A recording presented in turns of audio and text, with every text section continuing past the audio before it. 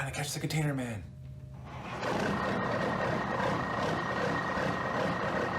What's up, my YouTube friends? Jerry! There he goes. Missed him.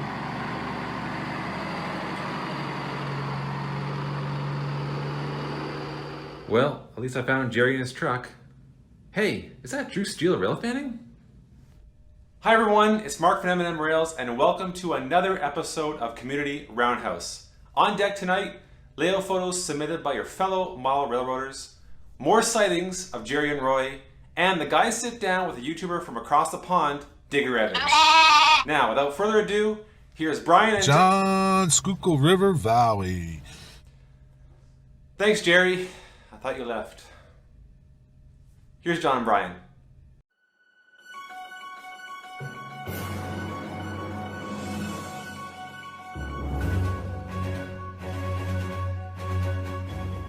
Hi, I'm John from the Schuylkill River Valley.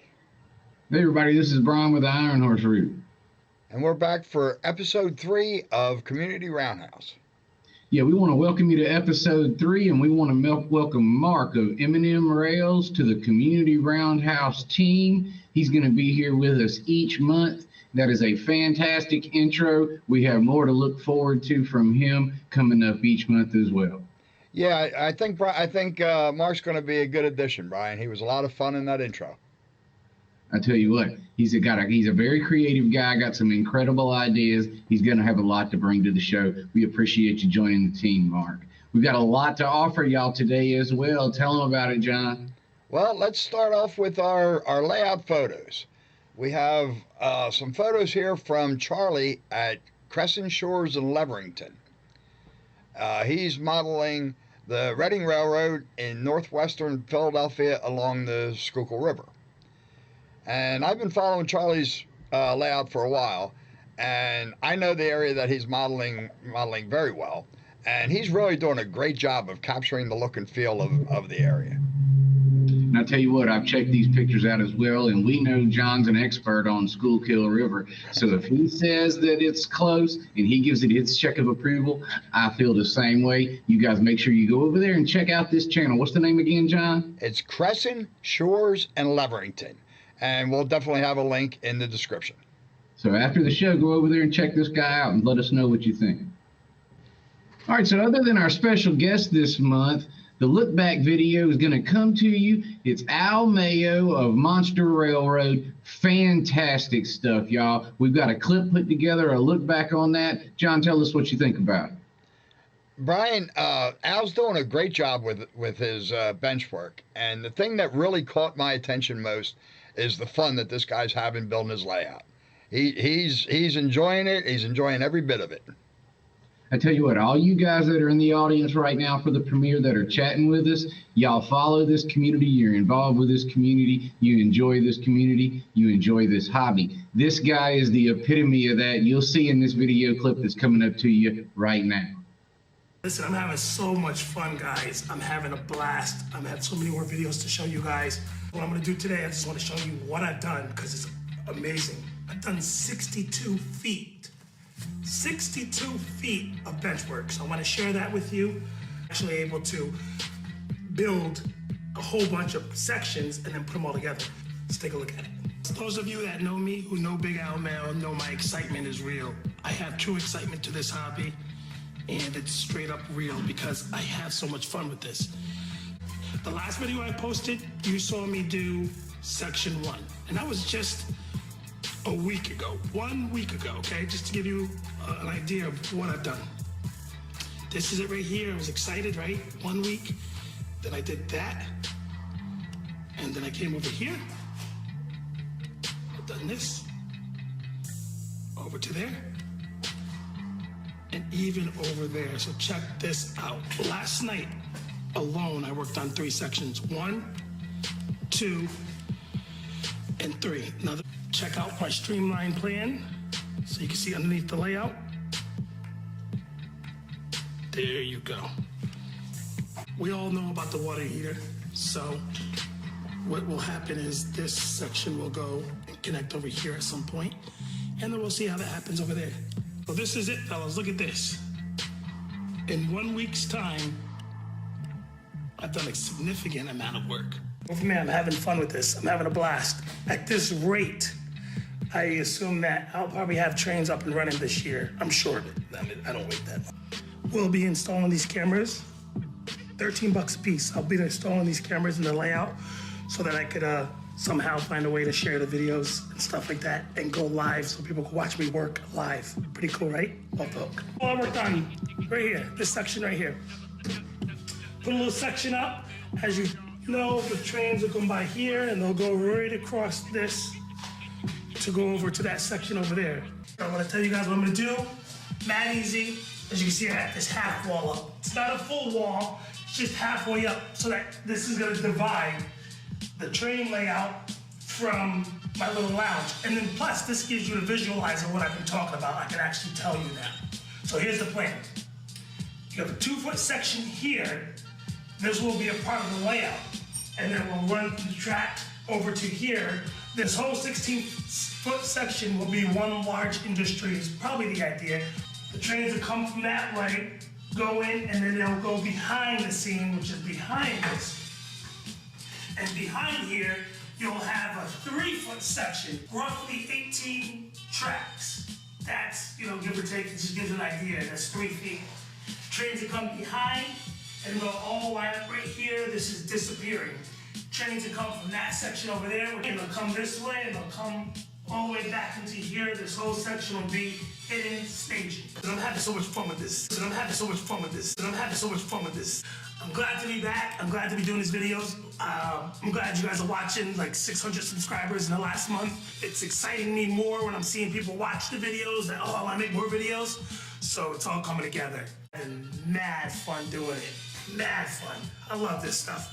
This hobby is off the hook. All right, I think it's time we bring out this month's special guest. All of you probably know him. It's Digger Evans. He's in live chats and commenting on videos all around the community. And Digger's a great guy. We had a lot of fun talking with him.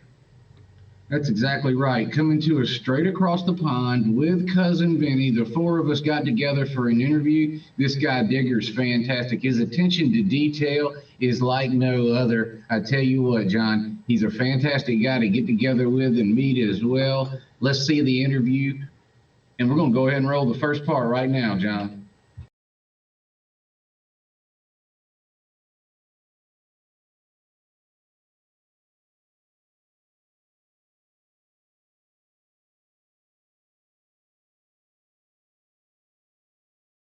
Now, double O gauge is meaningless in the States. It's meaningless in Europe. You know, the Brit, for some reason, had to be really different and do double O and just create this problem because everywhere else is HO. Yeah. And it's a standard. It's a standard. It's the same all over. Where even British N gauge is different than everyone else's N gauge. Yep. Yeah, it is. So annoying and so daft because it limits what you can do. And manufacturers, why would they look at one small market in the UK? If you look compared to Europe or compared to the States and Canada, there's millions more customers. Barkman actually make double O as well as HO. The difference is minuscule. I think HO is 3.5 millimeters to the foot, and double O is 4 millimeters to the foot. So it's a very tiny difference. But I have bought buildings that are HO, Walthers and things. We can't get buildings in Atlas and Plasticville even. They make buildings that are HO that we can't get over here. Every building over here seems to be a stone cottage and a thatched roof. You know, it's not like that here. It really isn't. You know, no thatched roof anymore. and so it's hard work for that. But HO is a negligible difference. So if someone takes a locomotive that was double O gauge, they could take it here and put it on an HO track? Yes. And it'll work? Yeah, the gauge of the rails is exactly the same. Huh. for HO gauge, locomotives and rolling stock, the gauge of your track is exactly right scale for those locos. For the double O gauge that the Brits thought they'd have for some reason, it's not the true scale. I think it's 16.5 mil, isn't it, between the rails? On HO, I'm not sure with HO. I think now that is the wrong scale for the size of a double O gauge loco. So they make the loco, and the actual gauge is actually smaller than it should be if they were staying true to life. So, which is why they all run on HO track. But what were they thinking when they came up with this idea? Let's make the same gauge rails, but a slightly bigger locomotive, and we'll sell to a minuscule population. Yeah, really. No wonder Hornby have been in big trouble financially for a while, you know. And no wonder. What a stupid idea. If they should have gone HO, they should have just gone and the end gauge, they should have made that the same as everybody else's. Why make it different? Because not only does it limit the market they can sell to, it limits the products that we can get. And you can, because Europe's all HO and Europe's got the end gauge as well, you can buy loads of stuff straight from Europe that's HO gauge, and there's even importers in this country that import from the States. That's where I got my Walters buildings from. So it is possible to get them, and they'll probably keep going in double O gauge forever, but it's that. HO, you can barely tell the difference. And I've got a lot of stuff on my layout that is actually HO because it's readily obtainable. And I haven't heard a lot of good reports about Bachmann. You know, not everyone in the States is impressed with Bachmann, but over here, it's one of the best. It's kind of the Duesenberg of road. And I wonder about that. I wonder if they make it better because it's only for you guys.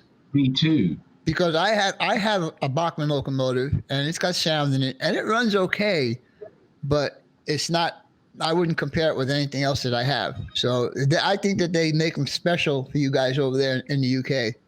Probably but it's a niche market, isn't it? Yeah. But we do pay a lot of money for them. I've got one Bachmann, and it's a Class 66 that they run over here on freight. But it's actually the real one in the real world is a Canadian-built loco that's built and manufactured in Canada with an American diesel electric unit, and then shipped over here and run on our tracks. But, I like the look of them, and the Bachmann ones. The detail is magnificent. You know, really, really good. That's what I hope. We're going to have to do a comparison, aren't we?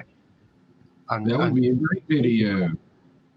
Because the one I have, the 66, it's got the brake pipes, the sand pipes for the track. It's got absolutely everything. It's fantastic. Really, really fine detail, and even tiny bolt heads and stuff. But Hornby aren't, they're a well-known make, but they're not popular, as in they're not known for being very good.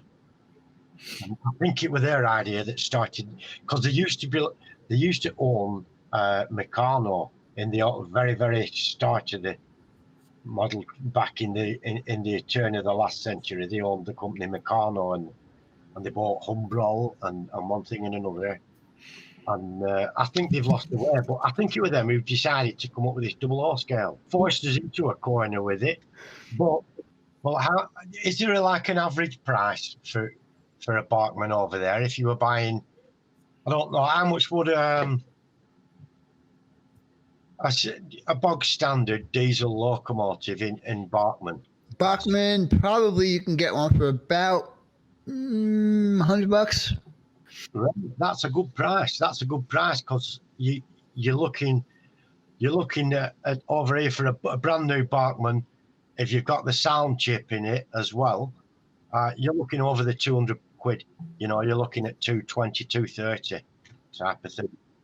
Well, I bought some old Lima, and Lima are a company that was in Europe, and Hornby took them over, carried on, and they're not known for the detail, but you can buy detailing kits for them. But they have a big following, the Lima Owners Club type of thing, a bit like those cars from Eastern Europe, you know, the Trabant, a 3-cylinder car. When the wall come down, everybody wanted one. They're a bit like that. They're dreadful, but a lot of people like them because of that. But they're not. I think you have a lot more choice, and like your Union Pacific big boy, you know, I would love that. It's a beast. When I was at college, we had a full drawing of every component, and it used to go an entire way around the classroom. Oh wow! The wall of Big Boy. It were incredible, an incredible achievement. Yeah, Union Pacific goes for all these different locomotives, these big monster locomotives like the DD40AX. That was two Jeep 40s put together is all it was. I knew the distances that you have to travel over there. It's unimaginable compared to the UK. And the length of the trains, it's awesome. I watched one on the Horseshoe Curve the other day on the live cam, and there were 3 diesel units at the front, one in the middle, which I've never seen in my life before. Mm-hmm. Somebody said that'll be run by a remote control from the pilot. And there were 2 at the back shoving. Oh, it must have been 2 miles long. I've never seen anything like it in my life. It must be really annoying at a level crossing. How long it must take 20 or 30 minutes to get past. There was about 2 years ago when Roy Hardwick was here, took a ride up to Flagstaff. Now, Flagstaff is where the BNSF transcontinental line is. And we went up there, and Roy says, let's go to this other place to go rail fan. I said, okay, fine. So it was a slight grade. I would say probably 2% grade. 9 locomotives on this thing, and it could hardly move. I mean, you could hear all 9 locomotives, throttle 8, notch 8. Wow. And I could walk faster than the train was going. Wow. And we were debating whether it was going to make it up this hill or not. So it was the same thing. It had I think 4 engines in the front, and I think it had 2 in the middle and 2 at the end, some kind of configuration like that. And it's all operated by the guy in the front. It's all. Wow. Yeah, there's just one train crew. Incredible. Yeah. So are they all just interconnected, where basically when he throttles to 8, all go to 8, and when he throttles to 2, all go to 2? Yep. Or is he controlling them individually? No, he's got one throttle. It controls the whole thing. Yeah, but it almost seems like they try to get more technical with that, you know, like it was more efficient, you know, to not have them all running at 8, you know, and I don't know. Well, the thing is, if they're not all running at the same throttle setting, something's going to happen. It's going to be doing this. Sure. And eventually you're going to break a coupler. You could get something trying to go faster at the back. Then it could push the trains right off the track. The longest train in the UK that I've ever seen is 30 carriages. And you know, if you see that, it's a good day. You've had a good day. In fact, what I heard Union Pacific is doing, when you see the locomotives in the middle of the train, that's actually 2 different trains. And since both trains are going in the relatively same direction, they hook them together. So there's one crew that's doing 2 trains. So when they get to a certain spot, they uncouple, and then the second crew takes over for that train, and the other crews takes that. That's what I heard. Because these trains are incredibly long. I mean, we're talking almost 200 cars. Yeah, it's a gigantic thing, isn't it? Or let me say 200 carriages. Well, in the UK, it's a carriage. We call it a carriage if it's got passengers. Uh-huh. A carriage or a coach. A wagon if it's freight. Are you primarily a Kato man? Who, me? Yeah. Okay. I have told Roy is very big on giving out gifts and stuff like that. He gave me a Broadway Limited Rolling Thunder locomotive about 2 months ago, maybe. And I was going to do a review on that 2 weeks ago. I had everything set up in my room there, and that's why when I was doing just the short train run, the dish lights didn't work. some of the functions weren't working. I'm saying, man, $300 for this locomotive and nothing works. So yes, I have about 35 locomotives, and I will truly say that 25 of them are Cato, and then 5 of them would be Atlas, and then the rest are Intermountain or Broadway Limited or whatever. This month we've had quite a few sightings of Roy and Jerry around the community. We'll start off down in North Florida with Jim Tedesco, and he managed to catch both Roy and Jerry on his layout in the same day. I tell you what, if these guys got around anymore and they were ladies, they'd be called spinsters. You know what I'm saying? Because they're all over the place all the time. They ended up in Florida at Jim Tedesco's place. Let's show you more about that right now. Hey everybody, Jim Tedesco here from Millennium County, and you would not believe what has happened. I spotted Jerry Sattarelli and Container Man 68 here in Millennium County. I mean, what are the odds that they would both show up, right? There he is, that's Jerry in his cube truck. Amazing, isn't it? and I'll show you Container Man in another minute. I mean, I can't believe it that these guys are both in Millennium County.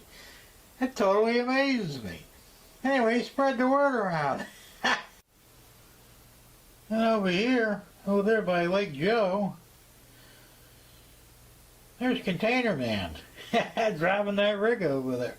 I mean, come on, what are the odds that the both of them would be in Millennium County at the same time? You gotta love it. Anyway, just wanted to bring that to everybody's attention. Okay, now after they left Jim down there in Florida, they headed on up to the Pittsburgh area and caught up with Dale on his layout. That's not too far of a drive, for Roy at least, but I don't know how Jerry did it that quick. I tell you what, though, Pittsburgh's cold this time of year. I wonder what they were doing there. Well, they were probably at Lulu's having coffee and cheesecake. Coffee and cheesecake. I wonder if they were running from Jimmy. What did they did down there? Down there in Florida, I don't know. Jim caught them, and maybe he spooked them up north. They might have been on the run from Jimmy and them Gators, you know. Yeah, Roy might be familiar with Gators, but I'm sure Jerry isn't. You know, we like to fry them down here. Now, see, we don't have a lot of Gators up here, so Jerry was probably running away from them.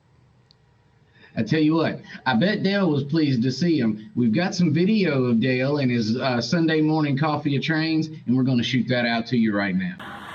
It's Sunday, August the 1st, 1954, on the PRR in the 1950s and N-scale layout. Here we got Container Man 68 over there. He's at Lulu's having some breakfast.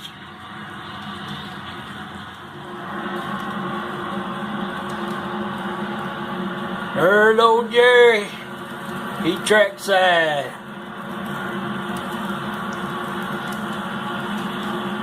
Ain't nobody get it last week.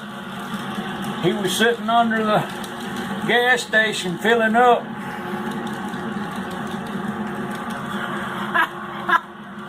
Hey! After these guys left the Pittsburgh area, they headed west a little bit to Ohio. I think, Brian, we're starting to uncover a pattern. I think these guys are working together. First they're in Florida, now they're in Pittsburgh, then they go to Ohio. Drew caught him there, and he sent us in a fantastic video. Watch that right now.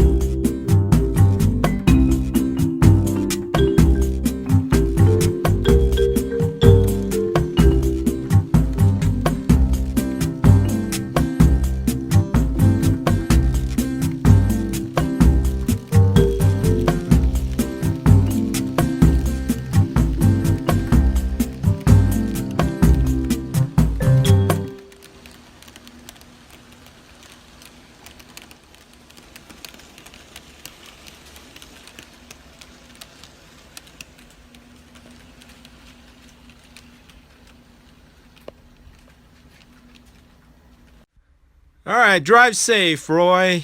Good to see you on my layout. Take care. Later. All right, later. And again, Vinny, John, and I thank Digger for coming to us all the way from across the pond. And we did a tribute to him today, a short video clip of his work. It is fantastic. I encourage you, I implore you to look at his attention to detail, y'all. You'll figure out quickly how good of a modeler this guy actually is. He's as good of a modeler as he is a guy. What do you think about that, John? I agree, Brian. Digger really is a great guy, and he does a great job with his attention to detail. Let's take a look. This building, I bought it. It was pre-built up. I bought it used at a local train show. I paid about 12 quid for it. It was painted white, so I've resprayed it with the red brick colour that you see. I've added this here, and there's some very, very faint writing on there. It's going to be on the dockside. East India Trading Company. There's up a side like that for going up. You can use them for whatever. Now these, I've given them a concrete effect. Hopefully you can see that. Yeah, lovely. Of these huts, these cabins, I've used the rusting technique that I've shown you a few times before. I don't know how well we can see that close up. See if it'll focus. Yeah, I've used the rusting technique that I've showed lots before with a sponge on a stick technique and just acrylic paints, just so you see there. And these are to be site offices. I know that looks a bit loose because the door's open. Comes off, there's a window in the back and what have you there. Those are going to go on site. I was thinking the scrapyard, but then maybe again in the dockyard so that it could be for security personnel or something like that. That's probably an MOT fails and things like that. That's a completely rusted Triumph 2000 on the top and a little mini pickup with a Triumph there.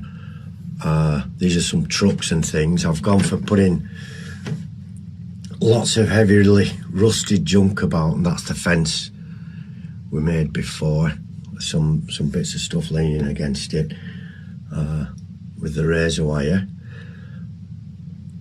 Just sort of lots of rusty junk lying up. The smelting plant where they melt everything down, that's the chimney with the filter on, so we don't get sulphur in. Things like these, that type of thing, that's the style I really, really like, and so that's what it's going to go like. And I've got all the background work to do, I've done yet. And back at the scrapyard, I've rearranged a little bit, moved some stuff. All this is a new surface area, what I've put down here, and glued it all in. On this building, it's a HO scale building. We struggle to get buildings in the UK that are 00 scale and as varied and good as what you can get in the United States and the rest of Europe. I've put this pedestrian safety railings on, this aka interactive weathering effects rain marks, or what's left of the brush into there, and just right up at the edge where you expect to find muck and dirt accumulating. I'm just running it along. When it starts to looking like it's run out, just a bit. There's no sort of skill to it or anything in method. The steps, those are things that'll always get mucky and dirty, people walking on them, so I'll mucky those. There's white window frames going along the top. They always get dirty on the top edge, and that's the back view. I really like the back view, you know, it looks sort of neglected and all. I've got that one to do as well, so got all the bits together now. Each leg has just got a couple of lugs on. You build, you get a piece to glue onto those as well. So let me get that out. It pops out easy enough to pull out, and you get 4 of these. So you're going to have a fence of some sort now. If you're running an end-to-end layout, straight fence on the outside, that's fine. But if, like myself, you're running a tail chaser where it goes round in a big loop, you're going to have some radius on the fences to work out. And we welcome you back from the clip for the second part of our interview with Digger Evans from across the pond. Everybody, right now, stand by. So, Digger, I have a question. Well, I want you to elaborate on those kits that you've been doing, those model kits. The scale model scenery kits. Yeah. I've got a few still over here. But, these kits are pretty cool. If you guys haven't seen him, any of his videos where he puts these kits together, they're really cool kits. This is a set of steps. I'm making a harbor, and then you're gonna go. You get them individual. You get all the steps individually, and you glue them all together. Some of them, like I did that telephone mast aerial. Some of them look really complicated. You get it out, and you think, "Oh no." But they're dead easy. They just look sometimes. They look complicated, yeah. And they make also, they've started the 3D printing. This is some, I don't know, can you see that or not? Has that made it better or worse? There you go. Little cameras and stuff. And they're doing stuff. It's a small family company. These are a lot of bicycles. Oh. They look pretty good, actually. The saddles and handlebars are separate, and you get them out and glue them up. You can make them any color. So there's a lot in there. So I'm going to make some rusty in the scrapyard, maybe chuck one in the river. Details bring the scene alive. That's the way I look at it. That's what I like about the company. They do little satellite dishes and TV aerials. Oh, really? And they're really cheap to buy. They're £3-4 for a kit, and £5 for a kit. It's not a lot of money, and they do different size lettering, so you can put your signs up on the roofs and stuff like that, and even bus stop things that you don't always think of, and what's the others? Yeah, this one, shelving in the workshop. It's things. Oh, that's great. You sometimes see it in a ready-made kit by a number of manufacturers, but it's quite expensive to buy. But this kit's probably cost me £3, if that, and they look good when you've built them up. And you always sense of achievement from building them. But this is what I like about the company. I bet there's at least one new product a week. Oh, really? Wow. And if you're doing stuff, and he'll always help you out, the guy who runs the company, he's also called Justin as well. He made me some signs for a mill I was making. Did them on his printer, and it made them look. They were water transfers, and they made them look really old and bedraggled type of thing. But they make all sorts of date stones for the mills. I was pretty impressed with all this different stuff that you were doing. I mean, that's really, really nice detailed stuff. I mean, like I said, when I just did my sand plumbing just now, and I added all those details, got to read the comments I got on that. Everybody was just so impressed on how good the details look, and there's not a lot.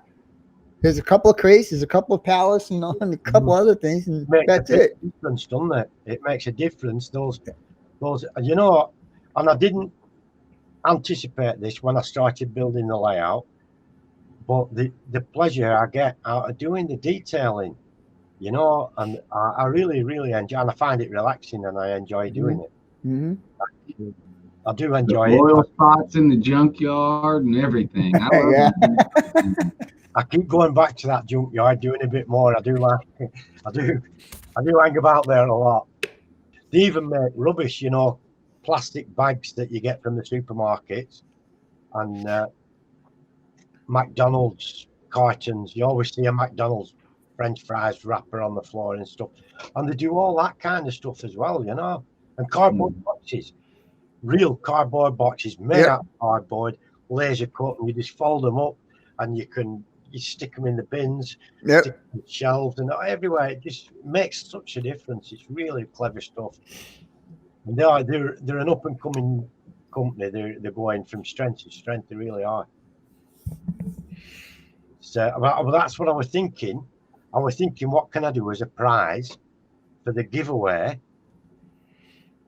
And I thought, if I bought a kit and said, you can win this kit, maybe people might not want to win that particular. So I thought, what if I put some money to the company and then tell the company to email the winner the voucher code, and then whoever wins can go and choose something. And what they do is send you a code. If you get a voucher from them, they'll email a code, and that code will say ABC123. And then when you go to the checkout, it says, I have a voucher. Click that, put the code in, and that pays for it. So I thought something like a 30 quid and a 15 quid or something like that. And so whoever wins, it does it because they post all over the world. Yeah. I don't know what happens in the States if you get a parcel from the UK. Do you have to pay tax on it? I never got a parcel from the UK. Sometimes here, if we get something from the States, we have to pay a tax on it before we can collect it. They won't bring it to you. They'll say, you need to come and collect it. Yeah, that's how it is in Canada too. But if we get something from Canada, we don't pay tax. Oh, really? That's with funny. the Queen, innit? And that independence that you lads did, she's still not happy with us. She's punishing us for it. But he has got a couple of buildings that he's built himself and laser engraved. There's a stuff they use, and I don't know. You'll see if you. It's called laser board. Is this stuff? It's as flexible as cardboard, but as strong as MDF board. Wow. And it has like a glaze on it, so it's like waterproof. It won't soak, but you can paint it all right. That was my question. Dogs love it. I think I don't know the coating or whatever, but if a dog gets hold of it, he will eat it. I found out the dog jumped up and grabbed whatever and ran and ate it. Didn't have a chance with it. But it's I sometimes go to the website looking for things, and I get sidetracked with the new stuff that's coming out, and I end up buying stuff that I hadn't intended. That always happens. They don't impulse buy, but it's part of the fun is impulse buying, especially when you reach our ages. You want a bit of fun, and it's a bit of fun. Impulse buys, isn't it? I can go for days without seeing anyone, so it's. Oh, really? That's cool. It's not a big. I see more sheep than people. The statistics there was only 10% of the land is being used. Now, New Mexico is a big freaking state. It's as big as Arizona. Basically, it's the same square mileage, but only 10% of the land is being used.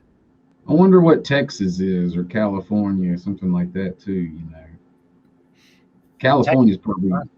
I think the entire British Isles can fit into Texas over 10 times. Yeah, probably. Got a question for you. Okay.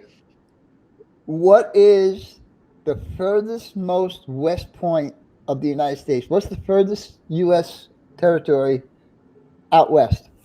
Hawaii. It's the Aleutian Islands of Alaska. All right. Oh. They go out past Hawaii. I thought it was Hawaii too, because that was. Yeah, I thought he was right. Well, are they habitated? I don't know. We get a lot of TV shows here about Alaska, Alaskan bush people, and we get that.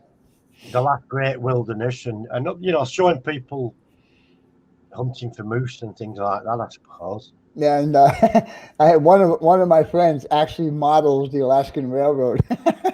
Wow. Well, there's a series on be about Alaska's railroad, and it shows the people that rely on that for the stuff. And they sort of stop. There's not a station. The train just stops, like in the middle of nowhere. Yep. Yeah. They call the engineer, hey Joe, bring me a container of milk, will you, on your way up? It's funny. I heard they keep their locomotives really clean there. Oh, too. they are. They're really clean, really clean. Yeah, they always look to be good. In fact, the person that Joe G is the one who models the Alaska Railroad. Does he have much built on that yet? His schedule really is demanding on him, because I forget exactly what his routine is, but I think he works 4 and then he's off 6 and works 6 and then he's off 4. Joe is a firefighter in Wickenburg. Mm-hmm. And so his hours are kind of all screwed up, In fact, I have a model of his fire station on my layout. I scratch built it.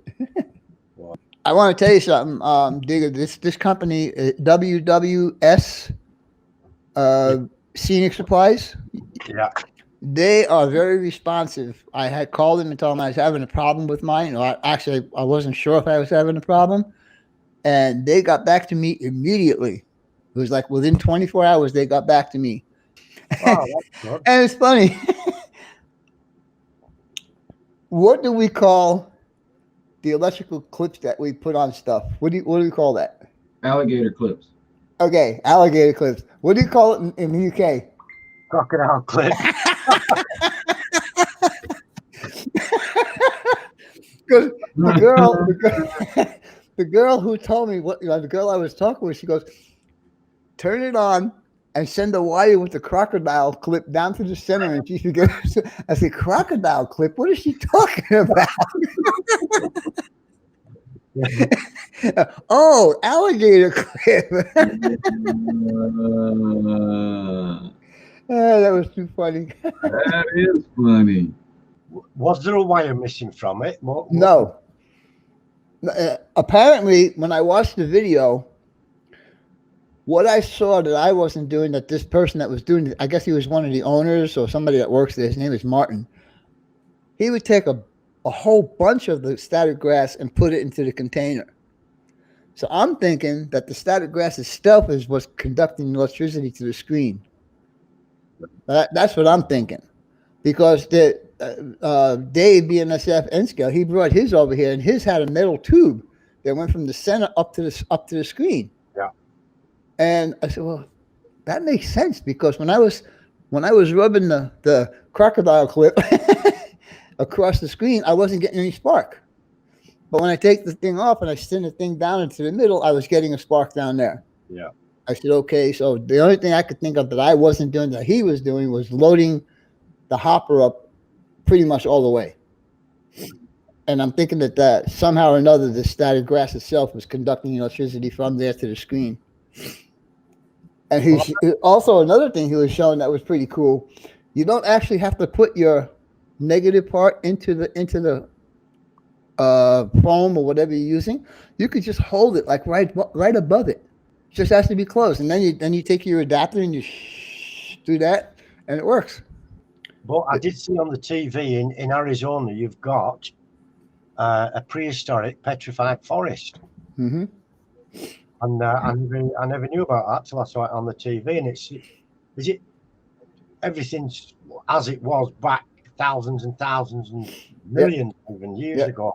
I saw probably the same show where they picked up a piece of wood, and it was actually a rock. It started out life as a piece of wood, but now it was a rock.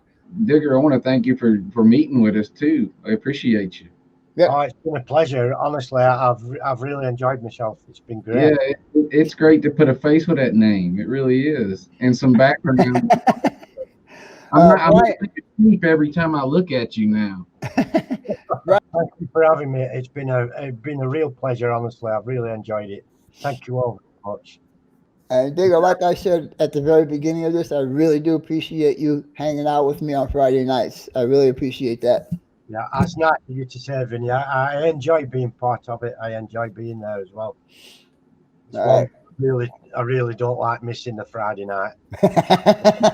Me either. Good to know you, Digger. We want to thank Digger for being on the show today. It was a lot of fun chatting with him. We could have filled a couple shows just with talking with Digger all day. I tell you what, there's nothing better about the idea that John and I had of doing the Community Roundhouse than the relationships we get to establish with the guys we get to meet because of it. What a fantastic opportunity it was to put a face with this guy's name. We want to encourage you, if you have not already, head on over to Digger Evans' channel and check it out. He's a great modeler. He's a great guy. What do we got next, John? All right, well, you know, Brian, after Roy left Drew there in Gahanna, Ohio, he headed a little further north, and Nora caught him doing some rail fan in northern Ohio. Tell you what, Jake's got a sharp, quick eye, and he caught him. He sent us in a photo. We want to thank Jake very much, Nora, for sending in this next photo. Y'all check Roy it out. sure does get around, Brian. After he left northern Ohio, Dunk Ink Custom caught him on his layout all the way west in Washington. Goodness gracious. And you know what's crazy is Jerry was not sighted in Washington. I wonder if Jimmy and them Gators caught up with him. I'm telling you, they did something to Jimmy. He's on their track. Yeah, you brought up a point, Brian. Jerry wasn't with him. I haven't seen a video from Jerry for a while. I hope those Gators didn't catch up with him. Man, me too, because I love the questions from the truck. I would miss them. Yeah, there's a lot of people that would.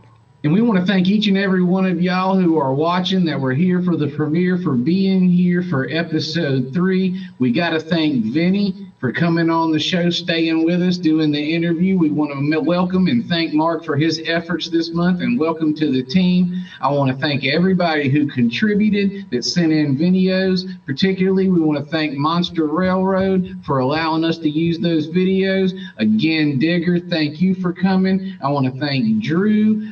I want to thank Dale. I want to thank everybody who contributed. And a special thanks to Charlie over at Crescent Shores in Leverington for sending us those layout photos. He's got an awesome layout. If you haven't checked him out yet, I strongly suggest you head on over and take a look at what Charlie's doing. We'd also like to thank Jim Tedesco in Florida and Northern Ohio Rail Action for their Jerry and Roy sightings. This month we didn't get any bloopers, and we don't want to push them on you, but that is an important part of the show. So we do still want to encourage y'all, when you make the bloopers, save those clips. If you just go over to the website, there's an address in the description right down there. You just click it, one more click, and you click another button, and it takes you to your library. You can upload it in a minute and a half. Easy peasy, no problem. So save those bloopers for us and send us to them. Don't forget to send us your content over on the Community Roundhouse website. Our Community Roundhouse website was made by John. It's fantastic. It's easy. It's very simple to upload videos to us. We want to encourage y'all to keep sending them in to us. Y'all help us keep the show going. That's right. Without you guys, we wouldn't be able to put this show together. And we're having a ton of fun. We want to encourage you to come back for episode 4, y'all. We'll see you on Schuylkill River's channel. When is that again, John? That'll be Wednesday, April the 8th at 6 p.m. Eastern. I look forward to seeing y'all then. Take care. Thank you, everybody.